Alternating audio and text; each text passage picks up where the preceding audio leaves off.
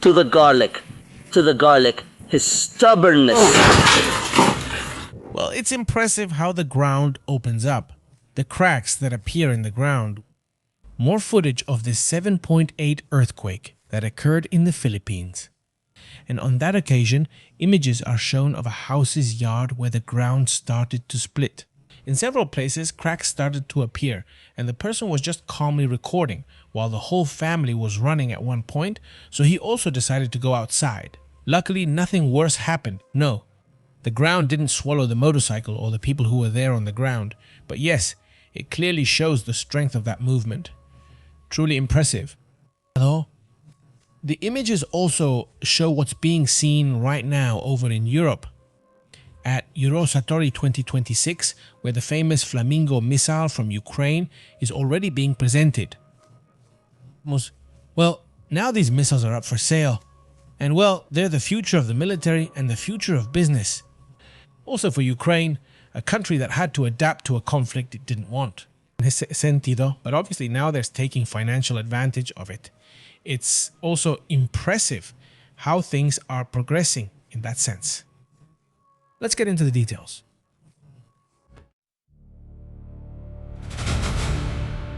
They claim that something is being hidden. Well, this comes as the United States is making a shift toward Iran. And there's also a huge shift in how things are being handled between these two allies, the United States and Israel. What's happening? What's the focus? What's going on with this issue? Well, let's get into the details. To begin with, they're telling Israel that they can't show them the agreement. I mean, the agreement they're signing with their own enemy, with Israel's enemy, the enemy that the United States and Israel fought together against. And now the United States tells them, we can't show you the agreement. What's in the agreement that they don't want to show it to their own allies? Today, the Jerusalem Post has made public the concern Israelis have right now. Netanyahu himself. I imagine they're already putting all their intelligence to closely watch any movement now. But obviously, at least for them, it's concerning that the agreement isn't being shown to the United States and the US Congress either, even though they're asking to see it. And Trump says, yes, yes, later on another day we'll look at it, we'll read it together with the media and all that. The United States would have denied Israel prior access to the final text of the new Memorandum of Understanding with Iran. The move raises questions about Israel, the future of Lebanon, the future of Hezbollah, the Strait of Hormuz. Washington's regional strategy would be laid out there. The United States rejected Israel's request to review the agreement with Iran before its official signing, scheduled in Switzerland next Friday. It has already been digitally signed, and Israel still hasn't seen it. President Trump stated that he will read the agreement word for word, although he did not say when or where. So far, the official details remain confidential, which fuels speculation and suspicion that there may be clauses that are quite compromising for the United States or for Israel. According to reports, the memorandum consists of 14 different clauses related to regional security, maritime trade, economic sanctions, among other things. The points mentioned would include the withdrawal of Israeli forces from southern Lebanon, an extremely sensitive issue for Israel. They have said, we are not subordinates, and if we don't agree, we are not going to do it, right? Israel says, other elements would also include the release of approximately $24 billion of Iranian funds, which are blocked by sanctions. Israeli officials have not yet officially confirmed a military withdrawal from Lebanon. Honestly, I'm not sure if it's going to happen. Right now, explosions are being reported between Israel and Lebanon inside Lebanon.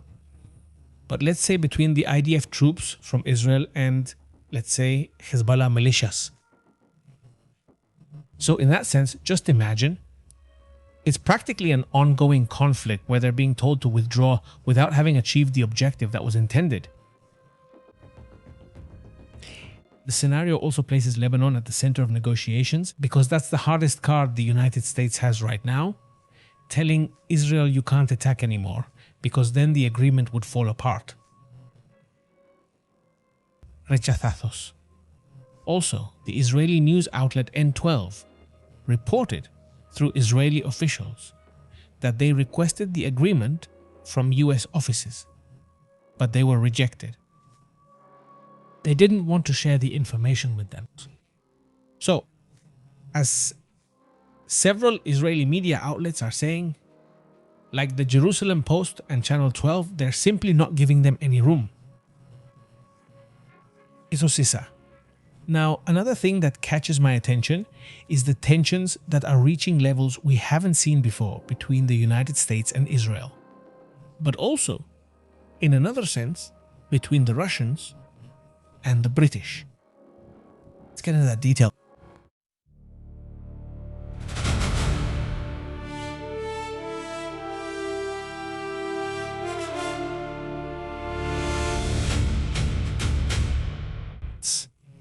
Look, on this frigate, a Russian frigate would have fired shots or let's say warning shots, let's say at a British ship, a yacht in the English Channel.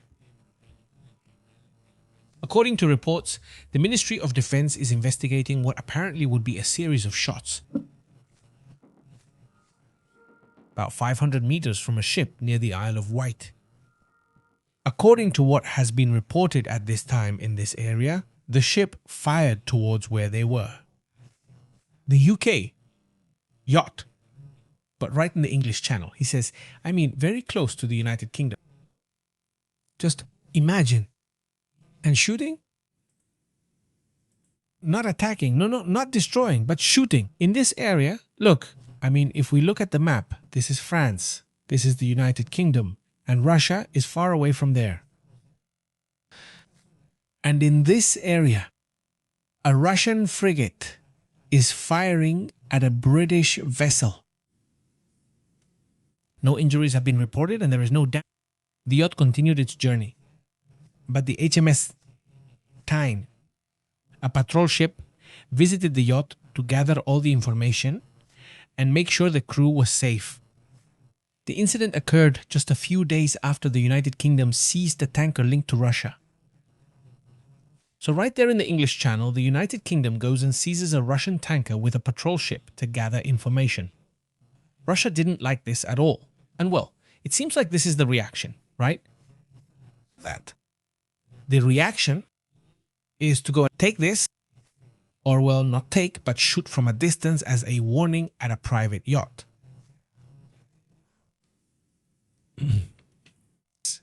The Admiral Grigorovich frigate has been regularly deploying near British waters. They often escort ships from the Russian Shadow Fleet in the English Channel and North Sea.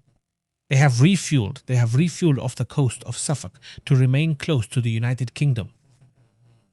It is usually escorted by Royal Navy ships when sailing near British territorial waters. At that time, the frigate was being monitored by HMS Marseille, another offshore patrol vessel that was very close, also closely observing, let's say, the behavior of the Russian frigate. Keep an eye on that issue too, okay? On the other hand, the British Army is investigating a report indicating that not only were warning shots fired, but apparently there were also communications. It's still not exactly confirmed what was said in those communications, but it was probably to tell them to move away, right? Where the Russian ship was. What were they doing there? Why that nervousness, and why shoot at a private ship? Well, who knows?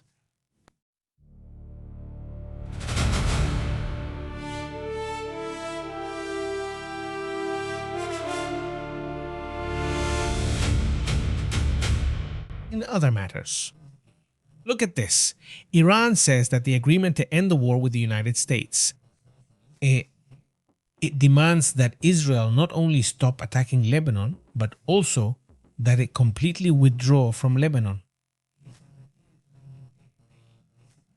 So, is that the demand that Israel is facing right now?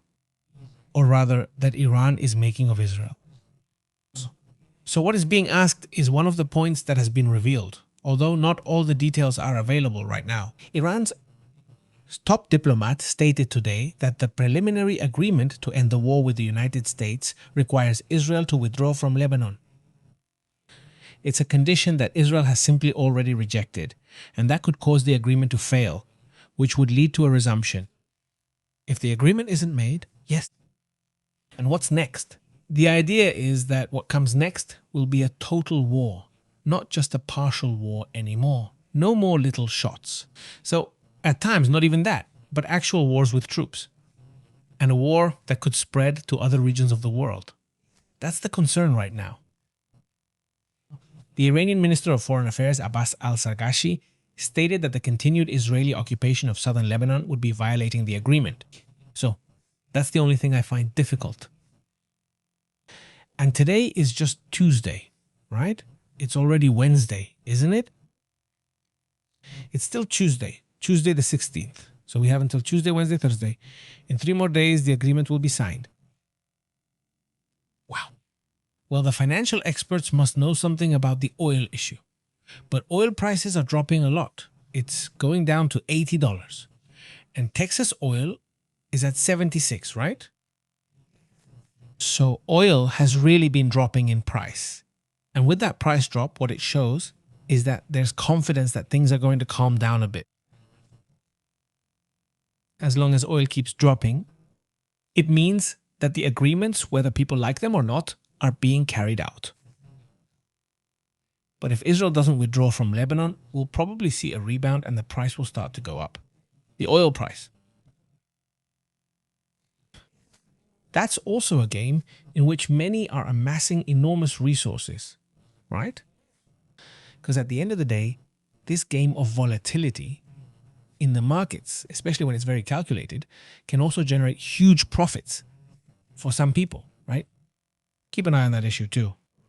Let's move on to other key points.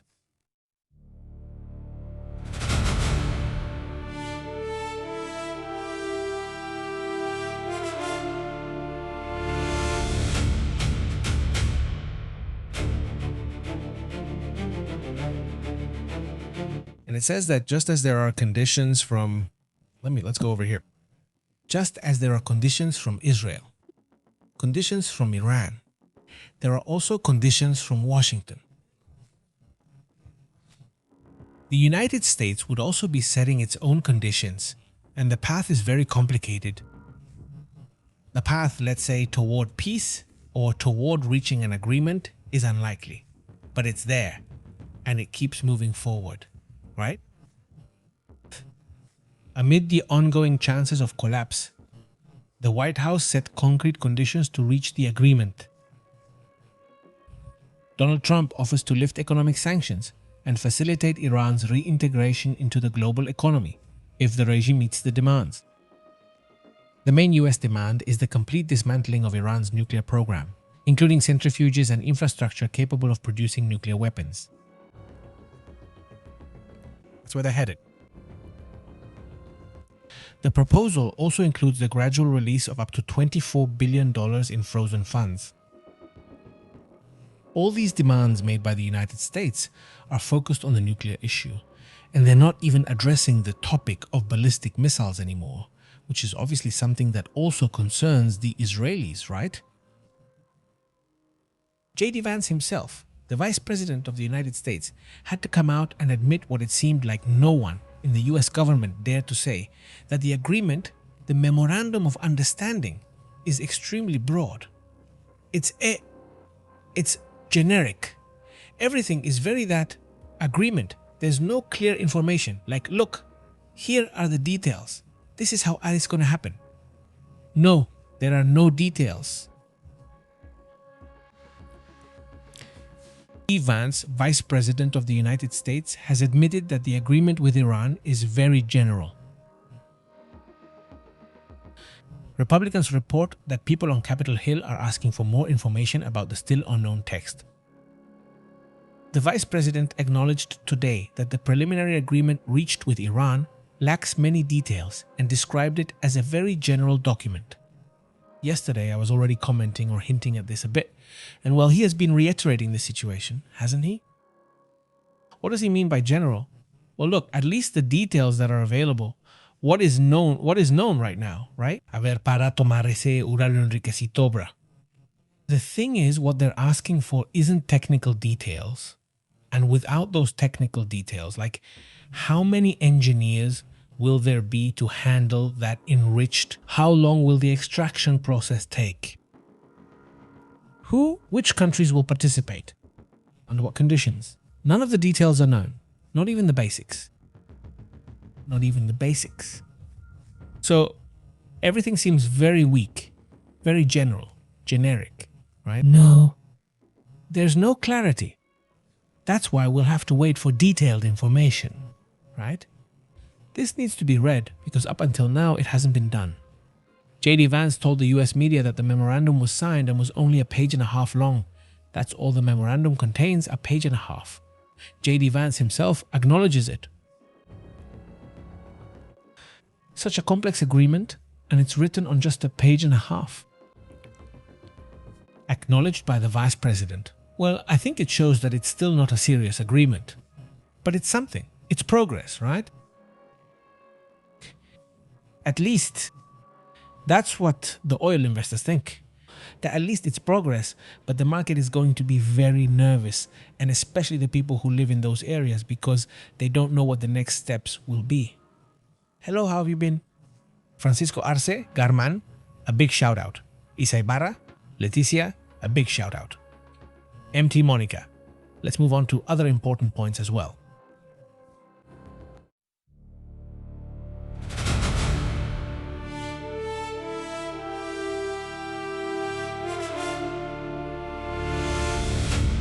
Look, there's an image that caught my attention today. It's this image, if we can put it up here. It's an image of a flood in China. The piglets? Well, what they thought of to save themselves from the flood was to get close to where the bars are, if you notice. And there they are, as if waiting for someone to help them. Right? Look, I mean, all the piglets from the farm swam over there up against the fence. And they're there. Did you notice that with their little arms up or their little legs up? And then you can see in the image that they change places and go to another part of the fence. They go swimming and they leave. They go there and stay. And that's how they get by. Very smart, honestly. I mean, because that way they're not just floating there, waiting to see what happens, right? The logical thing was to stay there and wait to get some kind of help, right? This image has gone a bit viral. That happened in Wanxi, over in Shira at a pig farm, where all the pigs decided not to escape or move somewhere else. They just stayed there like little fish. I don't know, I just found the reaction interesting at least. Let's quickly move on to what's next.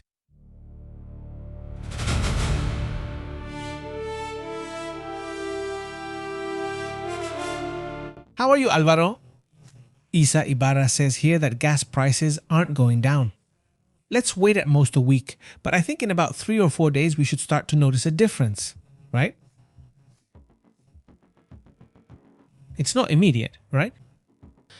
But we should notice a drop at the latest in a week, if this continues, right? If this continues, then let's just wait a little bit longer. But it should go down, because if not, then it hasn't really been a great deal. But obviously, it should go down. Gasoline, that would be one of the first things. Diesel, gas, all of that should go down. That would be the logic in all this. And you're right, we're not seeing that still hasn't happened. Let's see if it does later on. German, Monica, Diego, how have you been? A big hello. Yeah, I mean, on Friday it's going to be signed in Switzerland. That, let's say, I can't say it's a done deal, but it's confirmed by both sides. I'm not saying it's a done deal because, well, obviously it's very likely this could get cancelled. At least that's how it seems, right? But again, anything can happen at this point too, right? There are many groups within Israel, within Iran, that don't agree with this memorandum. They don't see it in a good light.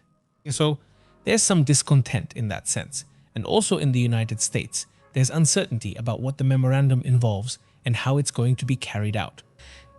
That information, that idea of recovering or well, it's not really recovering, but taking the uranium, because, well, recovering isn't the right word, because it was, let's say, processed, either by the Iranians themselves in that expansion, to bring it to 60% enrichment, which is what's most concerning right now, isn't it?